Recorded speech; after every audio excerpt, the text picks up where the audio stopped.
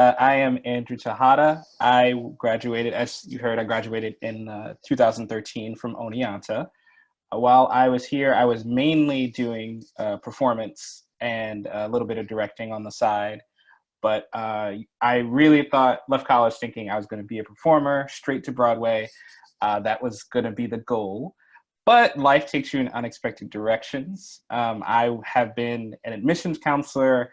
I have been a comedy intern on a startup app. I was working as an assistant production manager at the Public Theater. And all of these different experiences were fun and great for what they lasted. But ultimately, what ended up happening was that I found a freelance job with WatchMojo.com. It is a YouTube channel that does mainly top 10 pop culture lists. And while I was doing survival jobs and everything, I was working with them steadily on the side. And this year, with everything going on, they had a few people not being able to come in anymore. And they said, you've been working with us as a freelancer for a long time. Why don't you come on and we'll expand your responsibilities. So now I am a freelance writer, editor, and I also select the video footage for WatchMojo videos that I'm assigned to. And that is one of the two jobs. The other job I have is with a science fiction website called tour.com. And for that site, I do news writing and I also do editorials. There's a couple coming out in the next couple of weeks. So from basically in the last 7 years, I transitioned to thinking performance was going to be my full life to going to doing writing full time. And as another side job right now, I am one of the artistic influences for Wombat Theater Company in New York City. So I assist with programming, designing shows, and if choosing the season. That's it. Great, thank you. Kyle, your turn. Yes, I want to start by apologizing. If you hear a lot of noise upstairs, we have a new puppy and he is rambunctious. And one of my best friend is actually an Oneonta alum. She's over here helping us right now. So good luck. So Kyle Beckley, class of 2008. I was a theater major at Oneonta. I was there when the theater department was actually not a department. It was just a major in communications. And we were there for that transition. Our class was also there where we interviewed John McCaslin Doyle and Drew to hire them. The students got to interview the teachers, and that was awesome because they hated us. We asked them the most random questions, but that's where we started. So I left Oneonta, immediately started working for the Office of Alumni Engagement at the college, the very people doing this program. Was there a few years, loved it. Transitioned to working for the SUNY Chancellor's Office in New York City. Did not love it and wanted to get back to the arts, so I started doing free projects. And guess what? As much as we hate having to work for nothing, free projects usually get you seen by the right people, and I ended up becoming, 3 years later, a producer of a project I worked on as a volunteer first. So I went from being a volunteer to a sound op to production assistant, paid position, and then I became producer of Submissions Only, which is a theatrical-based web series, which we are now producing a very large season 4 with a lot of really big names. So we'll just leave it at that. So Submissions Only, that led to me working backstage on Once the Musical on Broadway for 2.5 years, Broadway Dance Center, Alvin Ailey. And I started my own business, which is now Full Out Creative. We focus specifically on dance, theater, and music in Broadway and beyond. And then I joined the Army because why not? I spent 6 years in the Army as an intelligence analyst and a staff sergeant. I just finished my contract, so back to the arts. And that's where I am right now. I'm on the Alumni Association board for the college. I drank the Oneonta Kool-Aid my freshman semester, so you'll have to deal with that. I do not apologize for it. And I just want to say that Scott Seeger, hands down, is not only your biggest advocate and the department's biggest advocate, he's freaking awesome. He's a good person. He works really hard. He loves Mask and Hammer. He fights for Mask and Hammer. He loves the theater department. He fights for the theater department. He loves Terps. He fights for Terps. And so I just want to give him a round of applause for everything he's done over the years to keep you guys connected, because he's amazing. So that's it. That's great. And shout out to you, Kyle. Kyle is not only a board member, he will actually be one of our hosts for our upcoming awards celebration that's this Thursday, in addition to giving tremendous amount of support for the production part of it. So it's really bonus to have somebody with such talents on our board for sure. My first question is going to be for you, Andrew. I would love to hear how you have adjusted given the pandemic. You know, what have you been doing kind of to keep yourself busy, and maybe how has that affected life in theater world or in general? Great. That's a great question. So in terms of my role with Wombat Theater Company, initially we had plans for this season, but of course right now with no live theater going on in the traditional sense, we had to stall those plans. So to keep myself busy, I started doing more writing, doing more video projects, and just seeing what skills I could pick up while everything was going on. So I learned Photoshop, I learned Final Cut Pro, and I just started doing some really quirky, crazy projects that I never really had time for before. So I've really just been using it to expand my skills and just do things I never got time to do before. Great, thank you. Similar kind of same question, Kyle. What kind of changes have you had to make to specifically to adapt to what's happening with no theater, no live performances now? Well, let's first fix that. There is theater and live performances. It's just very different. The before times, it was all in person. We are currently in the times, and then there will be the after times. Who knows what's going to happen then? But right now, there's actually a lot of stuff happening. But Danielle would hit it right on the money with the fact that everything stopped. Broadway in New York employs about 100,000 people. There's 41 Broadway houses. They have about 200 people working on each of those productions. You have marketing agencies, general managers, production, I mean, all these people that build shows. It's kind of what you do at Oneonta, but on crack. I mean, the number of jobs that you can get, having never stepped on stage, having never hung a light. There's administrative jobs, there's human resources jobs. There's so many jobs in the theater industry, not just in New York, but everything stopped. In a day, it all ended. So like everybody else, my company's contracts all got canceled. Every single thing we had lined up for the year, gone like that. So that's a shock.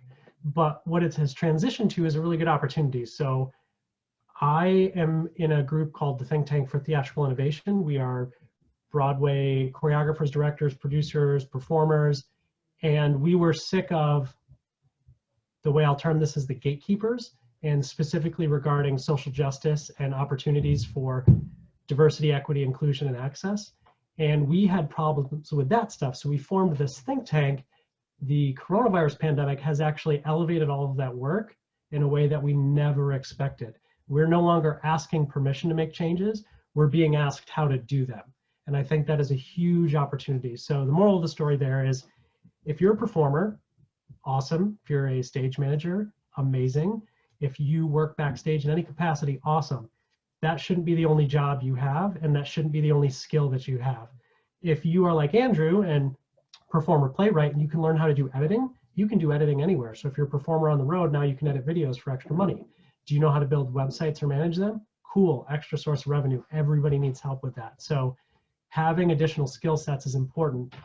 Your theater degree does not get you work. You get you work, and what you put into your degree and your experience afterwards, that's the most important thing. So be resilient. Things change like they did this year in so many ways. Try to find other skills you can lean on to pair that. So the final thought is, we now do live streaming. We do 700 hours of live streaming a week for Broadway Dance Center. We do real live concerts. On the 26th, we're doing the choreography lab for Theater Barn, all live, rotating people in rooms, doing a bunch of stuff. So there's a lot of opportunities. You just got to get creative, which you're good at.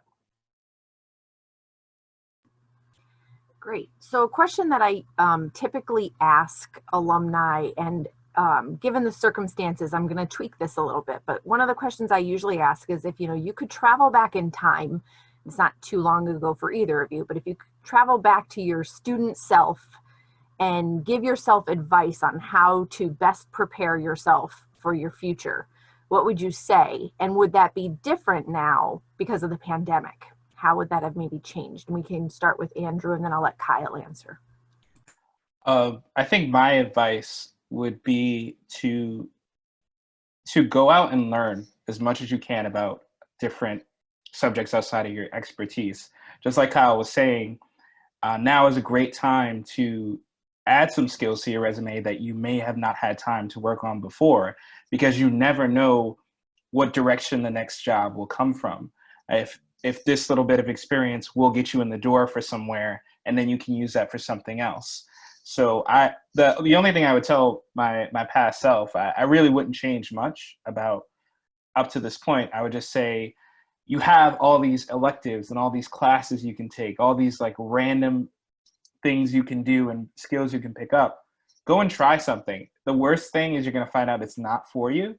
But the best thing is that you have something that that sticks with you for life, and that eventually one day will get your foot in the door.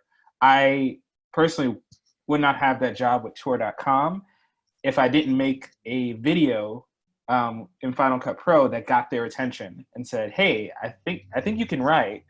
Would you want to write for us? So it's little things like that. You never know what'll get you in the door. So get as many skills as possible. Great, thank you. Andrew is 100% right. Those additional skills are key. For this reason, I was not trained how to be a videographer at Oneonta. I wasn't trained how to be a producer, but I learned how to work with people. I learned how to problem solve different groups. I learned how to work with very little resources to create something bigger. And I learned how to incorporate what I've got into somebody else's vision. Those are life skills. It just happens in theater, we're taught how to practice them all the time. So we're kind of lucky if you think of it that way. My theater degree has always been a benefit to me, and I've worked inside theater and outside theater. So go and learn. Life lesson, Andrew is 100% right. I didn't learn how to film at Oneonta, but I got into Broadway teaching myself to film, and I excelled because of what I learned at Oneonta. Oneonta gives you a lot of tools if you know how to use them, and it took me a while to find how to do that. But once I did, it was amazing. So I couldn't afford to see cabarets. So I quickly learned, hey, if I get a camera or borrow someone's and I film them, I'll get paid to see the cabarets I can't afford. Big flashing lights went off in my head. That's a full-time company for me now with employees. Like, that's what happens. You find your niche. You find the thing that you belong in. Not everybody wants to do that, but not everybody can or wants to be a writer. Not everybody can or wants to be a performer. You kind of figure it out as you go. So other than go learn, which is so important, my advice to my younger self, don't doubt yourself. Follow your gut. That is honest to God advice I would have given myself. Awesome.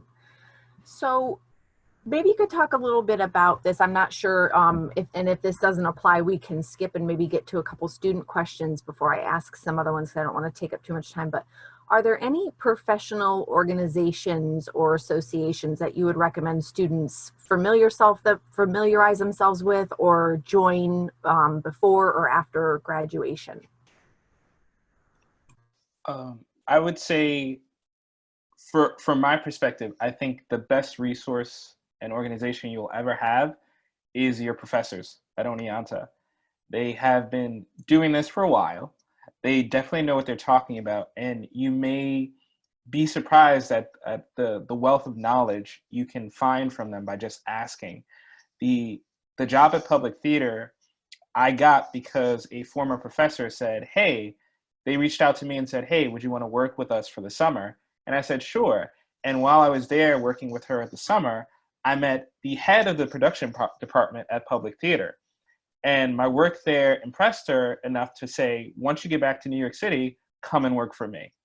So things like these connections can be made so easily. So I definitely encourage you to, as long as you have your professors readily and accessible, ask them questions about how you might get to the next step, how you might proceed, because their knowledge and insight can make a huge difference down the road. Again, Andrew's hitting it right on the money. Networking is key, and show business equals networking. So I'll give another anecdote. So John McCaslin Doyle's son, Austin, was moving to the city. I knew him in Oneonta. We had the same group of friends, even though we're many class years apart. And he got to the city and he wanted to just see shows, but he didn't have a lot of money. So I got him on the Broadway League survey team, which means he gets invited to shows pretty much every week. And he gets paid to do demographic surveys with the public, and he gets to see the show. So again, my cabaret is getting paid to see the shows I couldn't afford to see. He got to do the same thing, and that's just networking. And that comes down to just be a good person. So these connections are not one-sided. It's not a zero-sum game. You're not trying to get everything you can from someone else. These are real people, real relationships. You're both doing the right thing. Your professors naturally want to help you succeed. And if you're a good student who is always trying to do the right thing and you're a good person, they're absolutely going to want to help you succeed, and they're going to feel comfortable sharing their connections with you, because at the end of the day, they also don't want to share their personal relationships with other people if the person that they're sharing may not be the best representative of them or that education or what they are. So that's really important to remember. That is not about being fake, but put yourself in someone else's shoes and lead with grace. So networking equals show business. I would echo the same thing. Awesome. Thank you so much. Why don't we see, do any of the students have a question? And if you do, you can just unmute yourself and kind of wave your hand so I can call on you in case more than one do it at the same time. Somebody's got to be brave and break the ice, you know. Hey, Kylie. Hello, Kyle. That's what people call me too, so. People call me Kyle. Really? Yes, it's like a little nickname. Yes.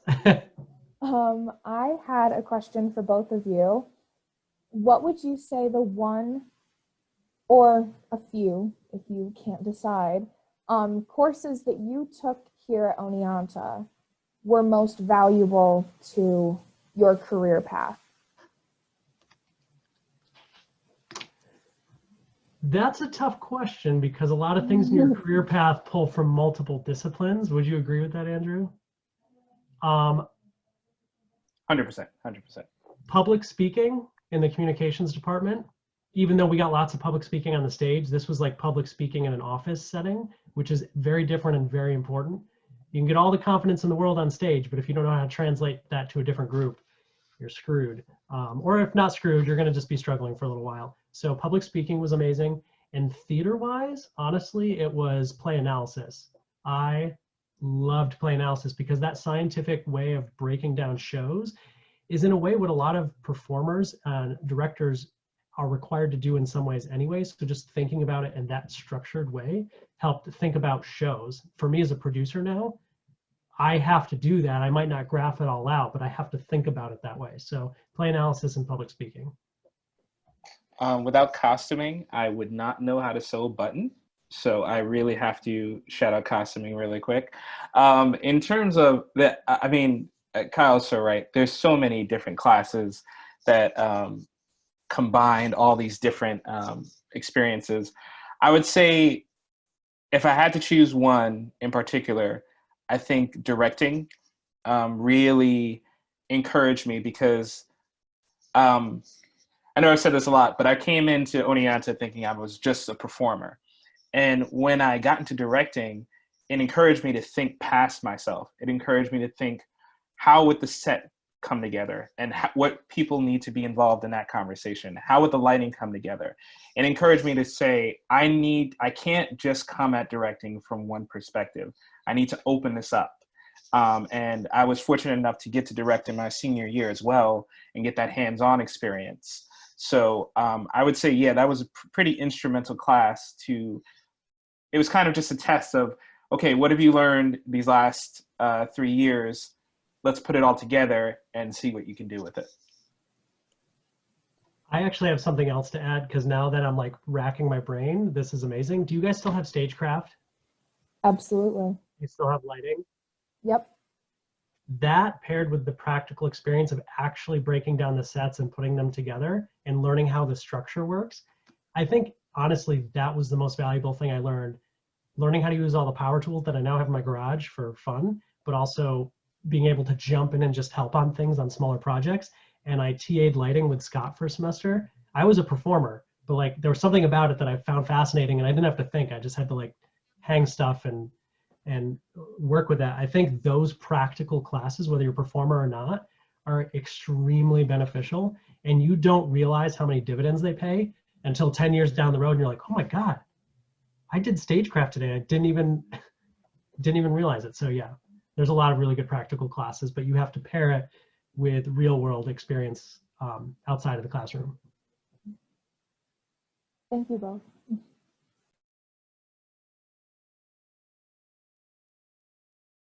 Hey, Danielle, you're on mute. Whoops. Yeah, I unvideo blocked myself, but didn't unmute myself. This is a little bit based on what you were saying before, Kyle, with there being, pre-pandemic, current pandemic, post-pandemic. What are some things that you think have changed that aren't going to go back, that you think that because of the pandemic, they'll be here to stay? Ignoring people of color and people with accessibility needs. I'm going to be pretty blunt. I live in New York City, and there's a lot of focus on the things there should be focus on. So we are exposed to it in a way that people who are not in an urban center may not be exposed to it.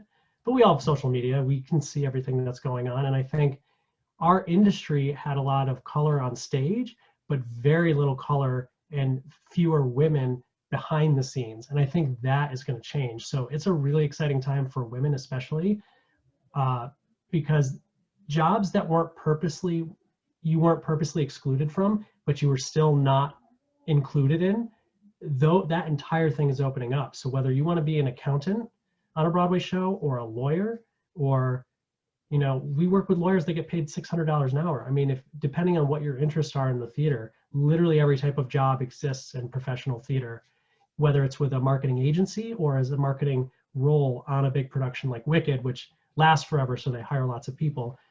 I think there's going to be more opportunities, and so there will be a lot of change in how human resources and things are handled and hiring is handled. But I honestly think for performers, casting is going to be changed dramatically. I think the situations where it's like where typecasting happens, not just based on color, but two performers who look identical, but one's 6 inches taller, one's 6 inches shorter, and they go with the taller one because they pair better with someone else. I think those days are gone, frankly.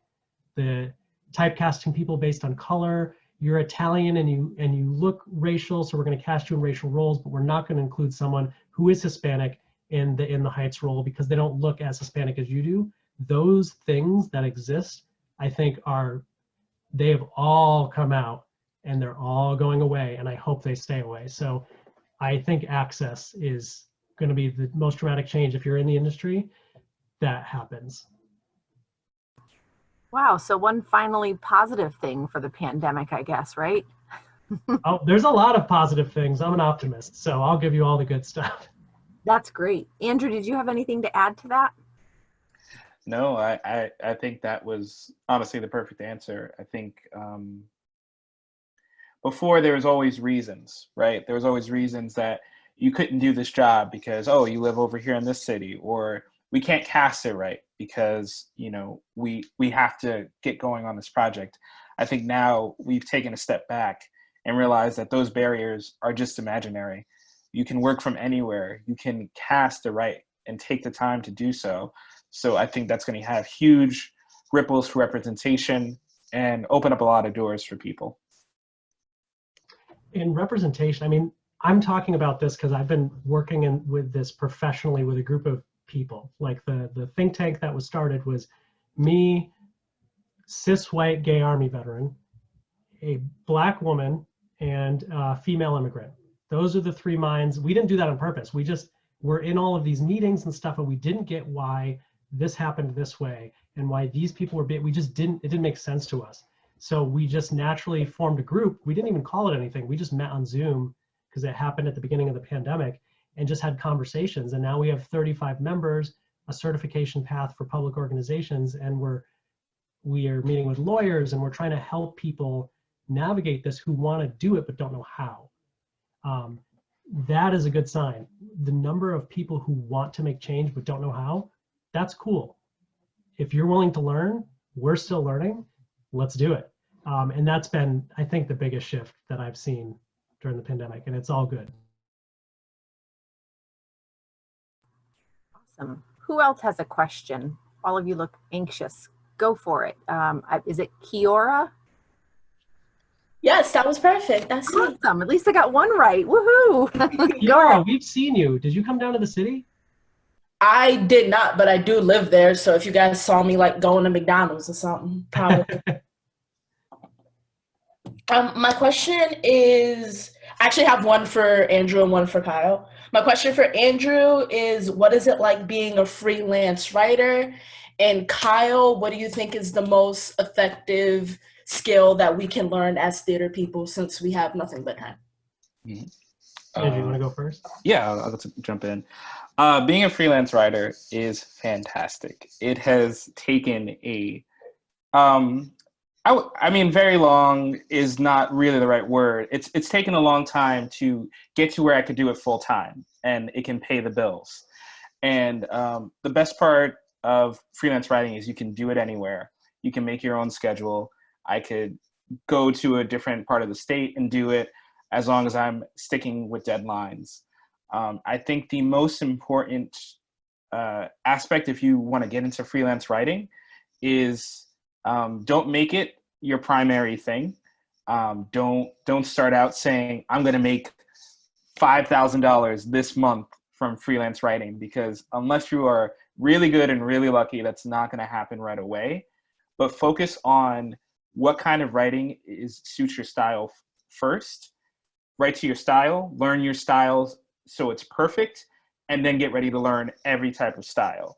My experience was playwriting, but what paid was writing news articles and writing top 10 pop culture articles. So I quickly learned how to adjust my style. I took every note of feedback. I always thank my superiors and my supervisors for every note of feedback. I write it down. I never make the same mistake twice. And that has made me a reliable writer. And also deadlines, being able to deliver before the deadline is incredibly huge, not just for writing, but in general, just being able to say, you need it by Tuesday, I got it by Monday. Don't kill yourself trying to get there, but set up your time well so that you can get there in time. And yeah, those are the most important things I can think of right off the bat. But in general, start with what you love first, because when you write about things that you love, the passion comes out. You have a better product. It feels good while you're writing it, and then move on to other projects until you can write anything.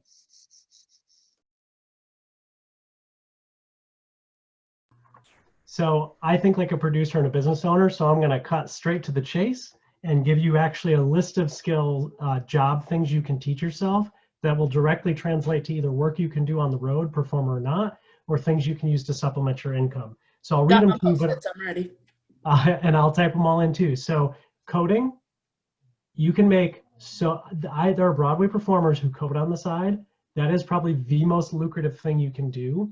It's digital literacy, and it fits into so many high-paying careers, depending on what direction you go in. Coding, huge. I do some coding, but I don't do it for work. I do it for stuff I need as a business. Huge.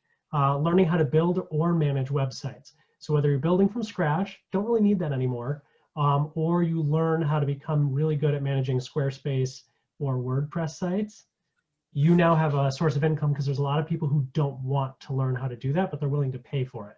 So that's another one.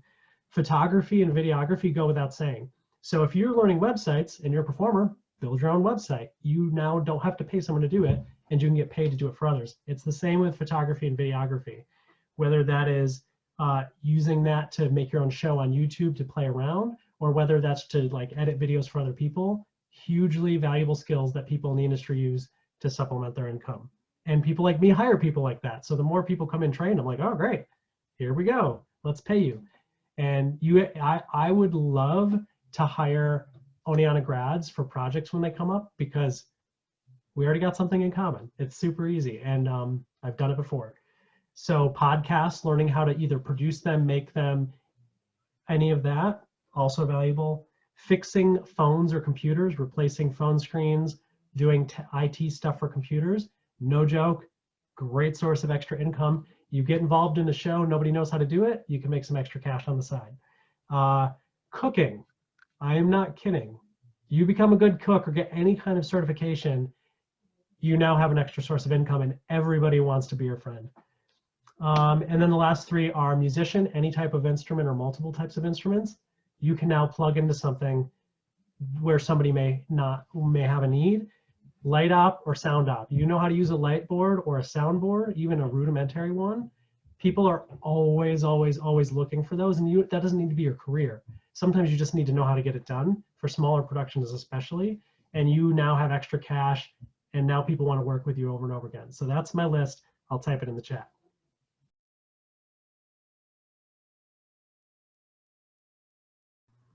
Anyone else have a question?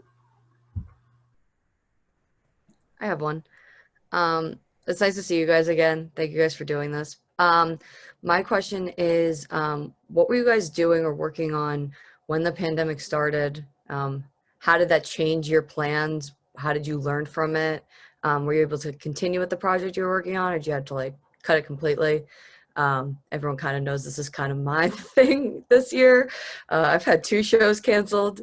So I'm still working through that and trying to get a feed on that, but like in the real world, you know, you don't have school to fall back on. So what did you guys find or discover in that time?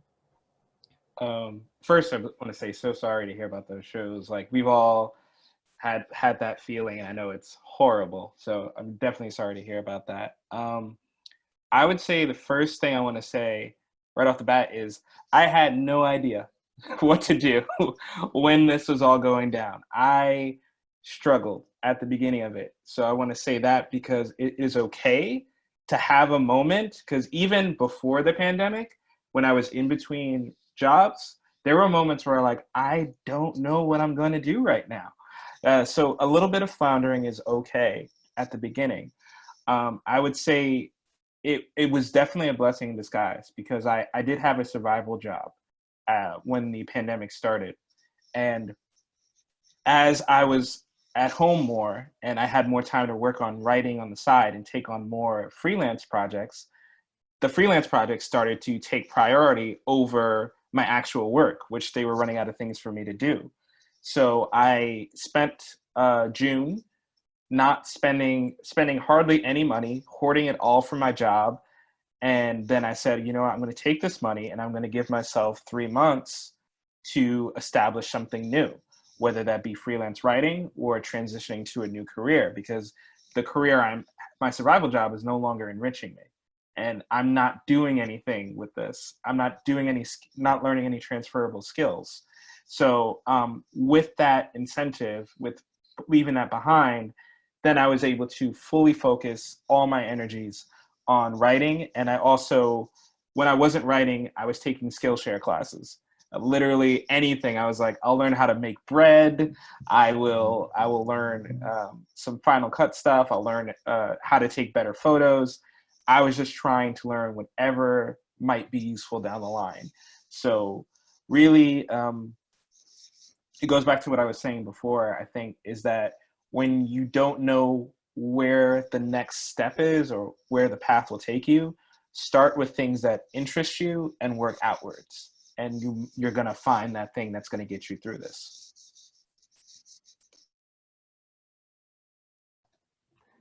Again, common theme, survival job. Does anybody know who Kayla Settle is? Bearded lady in Greatest Showman.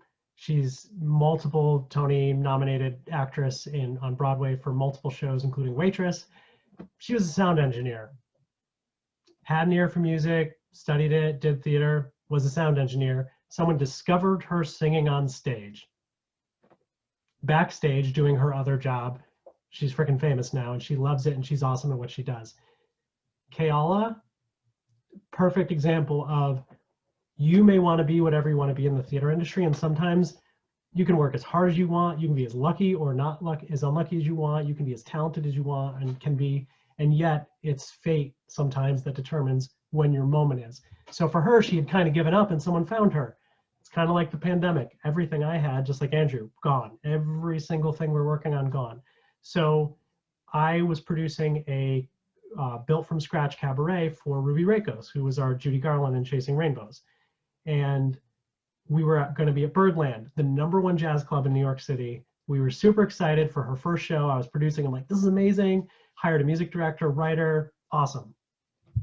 Pandemic happens, everything shuts down. So a month later than we were supposed to do it in July, we produced it ourselves. I own the business, so I got all the live streaming, and we did it in person, live with masks, except for her. And we did a 3-camera shot for free or pay what you can via Facebook Live. We made more money for the artists, and for a charity that we support called the Fund for College Auditions, we made more money than we would have at Birdland with a sold-out house. So as the optimist, tons of opportunities. You never know what you're going to get. But if you're in theater, whatever role you're working, you're problem solving, you're creatively problem solving. You will figure out by yourself or with another group of people how to make the next thing, how to innovate. You shouldn't be doing what's always been done, especially at your age. You should be the people who force everyone else to change the way that they're doing business. That is your role. That's your right. That's the power that you have. And a lot of people don't think they have that, but you do. So everything got canceled. We still did our cabaret. My company bid in a public bid for SUNY Oneonta's commencement. I'm producing SUNY Oneonta's commencement in December. That includes the May commencement ceremony. Did not expect that to happen, but we outbid everybody in the state fairly. Even though I'm on the board, it's a whole different system. And SUNY picked us. I could not be more excited to do that. Not something that we would have done before the pandemic. Totally going to do it now, happily. So you figure it out.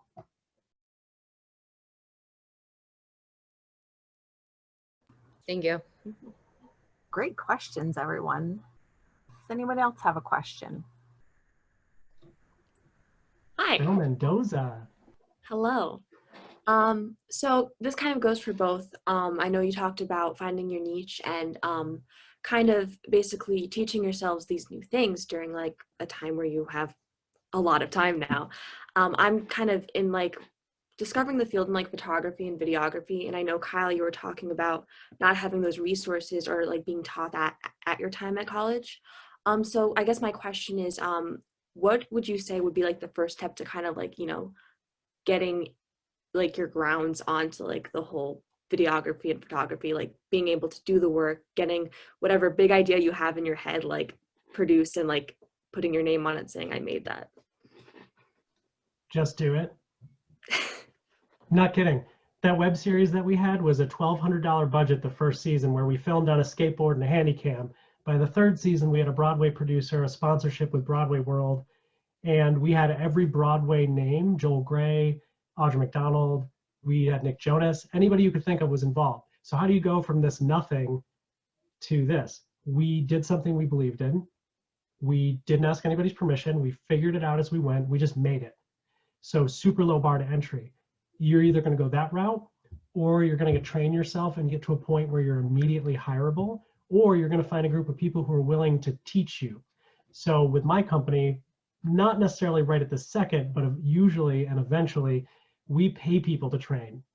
So my thing is, you treat people fairly, you treat them with respect, you try to do the right thing, you pay them fair wages, they want to work for you. So I take a risk training people and paying them to train, hoping that they'll work with us in the future, whether it's part-time, full-time, whatever. And that has always been the case. So treat people well, imagine that, and they want to work with you again. So do it yourself, find a group of people to do it with, or get yourself to a training point on your own where you can just be hired by somebody you don't know.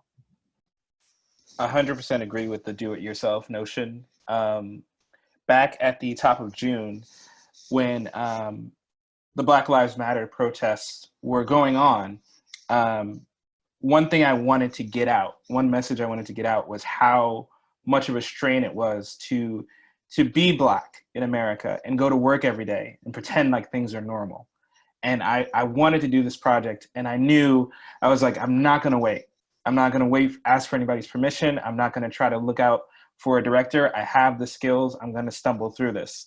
So I watched a bunch of iMovie tutorials to get myself back up to speed, jumped on Skillshare. I put together the full film. I recorded on Zoom, learned how to screen record and make clean audio. I did multiple takes. I got to the end. I was going to hit share, and the project didn't work. iMovie crashed instantly. So I took the whole video, I threw it onto Final Cut Pro, relearned Final Cut Pro, and then it issued with no problem. So it was not the smoothest production process, but I had something I believed in. I had something I wanted to share with people, and I knew along the way I reached out to some friends in California. My friend Holly Stanford Brown. I asked for her input on lighting because she has been doing various projects like this for years. So I reached out to her for some advice as well. So it was sort of a stumble through, but in the end, I was happy with what I accomplished because I got my message out there, the message I wanted, and I didn't do it alone. I reached out to people every step of the way. I used all the resources I knew, and that's really how you get started. Just drive yourself to do what you need to do to complete a project, and in the successes and failures, you're going to learn so much. Thank you. This is amazing. I love all of these questions. They're so on topic. So let's talk about some simple things. Is there anybody out there who's an ASM, stage manager, any of that stuff? Super skilled, you're always going to have a job. So I have index cards I used to stage manage, even though I was a performer. When I got to New York, I was like, I don't want to do just that. I want to do everything. So I have index cards of notes of conversations I have with people in projects, alphabetized in my little boxes. And I'm taking notes with you guys right now because I will get a job 5 years later from something I wrote down on a piece of paper but kept organized, because I was like, wait, this thing that I'm learning about now connects with this thing I remember talking about. Where is this? I go through my notes.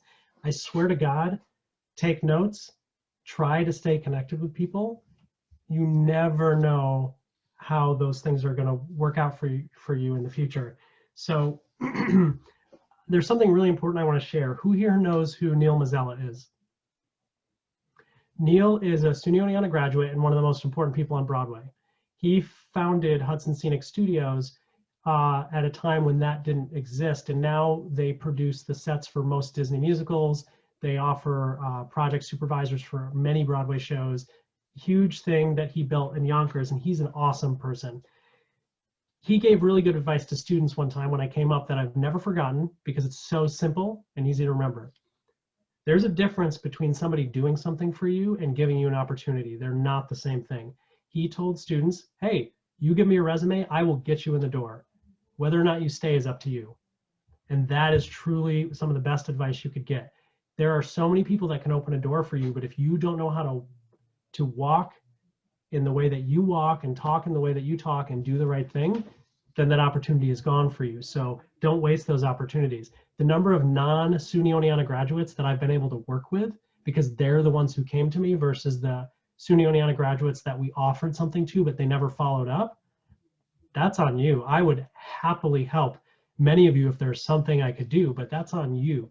You have to take charge of your career. And even if you don't know what you're doing, that's okay. Everyone's been there. No one's going to judge you for that, but you have to ask, or you have to find a way to ask, whether it's an email, an Instagram message, TikTok video that you put in a link and share with someone who stays off TikTok. It's all good.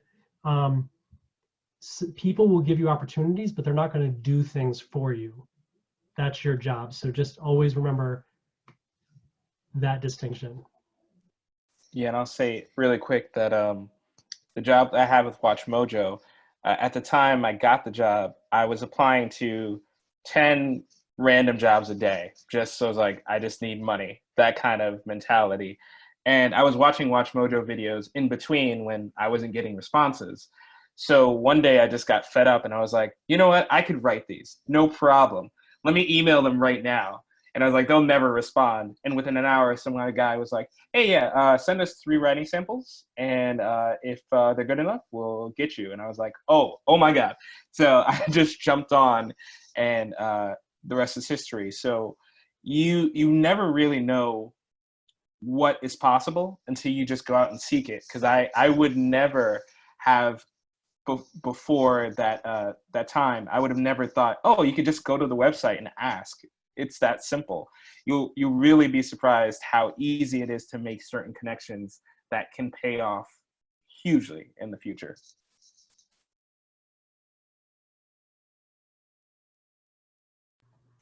We have probably time for one more question. I have one more if that's okay. Go for it, Emily. Okay. I did want to mention to Andrew that I was actually just watching Miss Mojo, the one about Miley Cyrus. So I think that's just really funny that you mentioned that. Yeah, not one of mine, but I'm doing one on why Jacob from Twilight is the worst. So when you see that one come out, that is all my video footage and script, and I'm going to talk about how creepy imprinting is. Awesome. But please go on. My question is, for us starting out, not all of us have had a lot of experience. 90% of our experience is coming from Oneonta. I don't know how many people have actually had internships outside of here, especially with the pandemic, with a lot of them being canceled. On a resume, like for someone who's starting out, what do you look for? Because there isn't a lot for you to pull from. What's something that stands out for you for an applicant? Emily, I'm going to ask you, during your time at Oneonta, were you involved with either Mask and Hammer or Alpha Psi Omega, any clubs or honor societies? Yes, I am. What role did you have in those clubs or organizations? I was the student director, if we could call it that, for 2 of the shows. And, I'm in other honor societies as well. Great. So when you say you're a student director, what that tells me is 3 things right away. 1, you know how to coordinate and get together a team of people from different expertise in different areas. 2, you're organized, because no show gets done if the director is all over the place. There has to be some meeting deadlines. And 3, you know how to impart a vision and communicate a vision to other people involved in a project. So those are some skills I know that you have from directing. If you were to put that on a resume, I would say highlight the things that you felt you did the best while you were a director, because that is experience. There's not a lot of people that can get in front of 3 or 4 actors and say, okay, this is what you can do.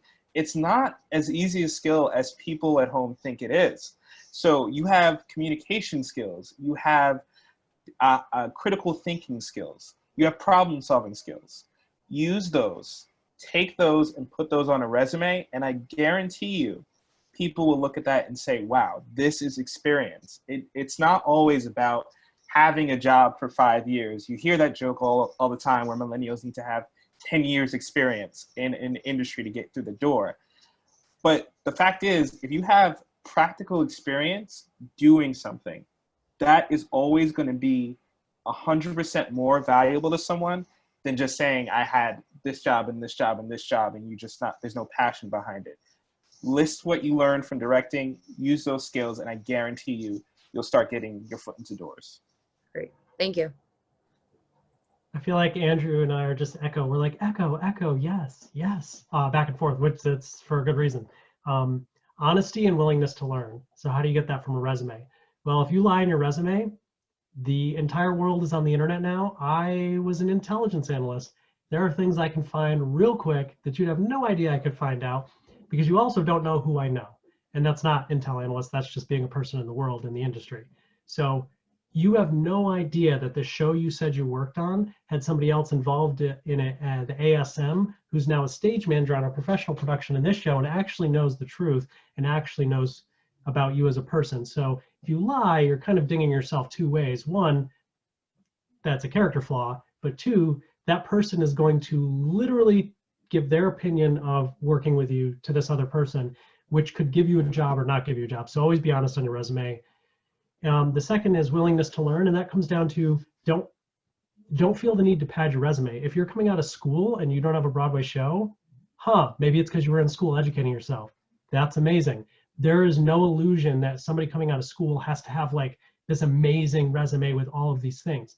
Who are you? What do you like to do? Are you willing to learn? And sometimes the resume gets you a call or now a Zoom meeting, or maybe an in-person meeting. In that meeting is where they put all the pieces together. You're not going to book a job off a resume alone as an actor, and you're not going to book a job as a tech from your resume either. You'll get a call or you'll get an interview or something, and in that interview, they're going to quickly discern if you're willing, if you want to learn, and the kind of person you are to work with just based on how professional you are. That's the important stuff. Put down on your resume the things you've actually done. Try to be diverse about it. If you have different things you do that are different than just being an actor or being a stage manager, and then be a good person, don't lie. I mean, it sounds really simple, but those are truly the mistakes that some people make, is thinking they need to do something other than just be themselves and just work hard, because those are probably the two biggest qualifications. Thank you. Great. I just I just threw my email in the chat. So if anyone has any follow-up questions that they didn't get time to ask here, or just anything that comes up, definitely feel free. I'll also note that this is not my professional email. You know, it's a recreational email. It's just important in the future who you give what kind of email to, so for organizational purposes. But I do answer this. I do check all my email. So any questions, you throw them that way. Hey, Andrew. Yes. Were you the starter of the end of meeting meme? Yes. Yes, I was. Yes, I was. Yes. So, those slideshows. Some traditions carry on. Thank you. Thank you all for keeping that one alive. You all could be napping right now or doing something else, and you're here because you want to learn. That shows the type of person that you are and the type of student that you are. So round of applause for you for showing up to like figure things out, because it's amazing. Wait, I could have been napping? What? No, Scott's not allowed to nap. Yeah, it's Monday All at of 4. you are allowed to nap. Scott can never nap. He has kids. I mean, they're older now, but. Yeah, one of them's in college, so how's that make you guys feel? Oh God. I've got a dog, that's it. I just want to say thank you, and I want to tell all the students, you know, these amazing gentlemen have given you their email addresses, so take advantage of that in the most professional way, of course. And stay in touch with them, because you never know when an opportunity might come around that they might be able to connect you with, or give you advice, or, you know, help you sort of prepare for an interview or whatever. So it's definitely great to have those connections. It helps. I've been recommending, if, you know, put SUNY Oneonta in your subject line, just so they kind of see like, oh, this is a student from that program, so they know where it's originating from. I do want to thank you, Andrew and Kyle, so much. This has been great. And I want to thank all of you students. This is a great crowd. There will be a couple more of these sessions this semester, so stay tuned for those. I'm sure Scott will share the details, but we'll have at least 2 more before you all head off for Thanksgiving / the rest of whatever's happening for the rest of the semester. So on that note. Danielle, just one more thing about the email thing. So we gave you our personal emails because we trust you. They're not generally public, but important thing. When you reach out to someone via email, tell them what you want. The not greatest email you could send is, thank you, I want to stay connected, let me know what I can do. Thank yous are great, but we do want to help you. So if you reach out and say 5 months later and you're like, hey, I saw you on that call, I'm a videographer and photographer, if you're ever looking to put someone on your staff, I know what you want now, and I know immediately if I can help you. Tell us what you want. Don't be afraid to say, this is what I need or want. We are offering to help, so tell us what you need. Great. Thank you so much, Kyle. All right. Well, have a great rest of your Monday. Oh, hang on, Danielle. Go ahead. So just a kind of a quick connector to a lot of the things that people were saying.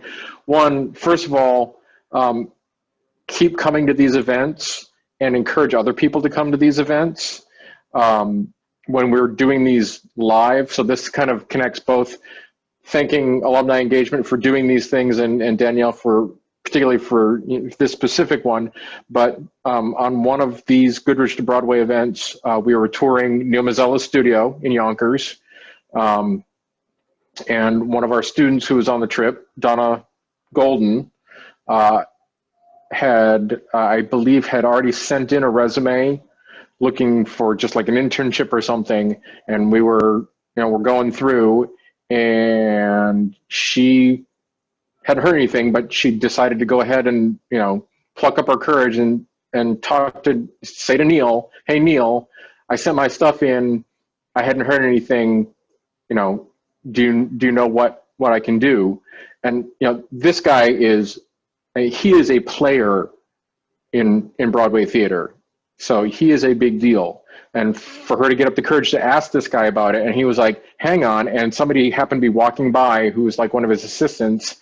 He's like, "Can you figure out what's going on with her resume?" And by the end of the day, I think she had an interview or something in those lines, and she has been until the shutdown working for them on and off as a freelance to the point where she's got enough points to get her local one card.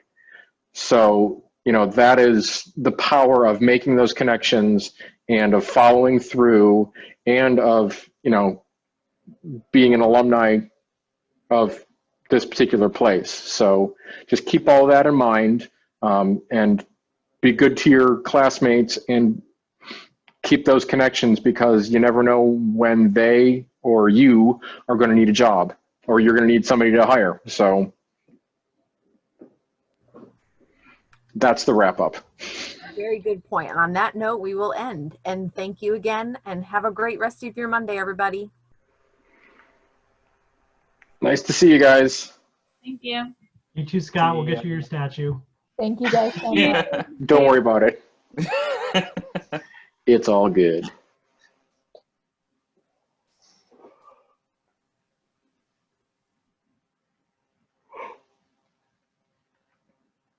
You guys holding up all right? Yeah, I always like to see who stays on at the end of a meeting. Yeah, now we are. At the beginning, I'm like, what are we going to do? We've actually turned into a new business model, and we already